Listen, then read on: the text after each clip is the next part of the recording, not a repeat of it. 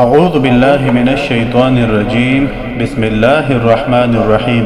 السلام علیکم ورحمۃ اللہ وبرکاتہ۔ اس ویڈیو میں آپ کے ساتھ نرینہ اولاد کے حصول کے لیے ایک عمل شیئر کیا جا رہا ہے۔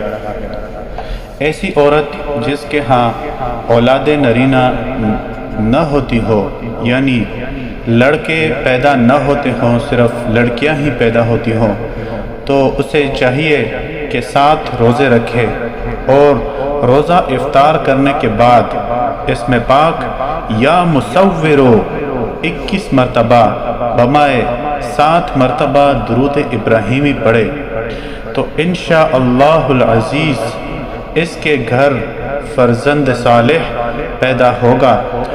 کوئی بھی عمل شروع کرنے سے پہلے صدقہ ضرور کر دیجیے۔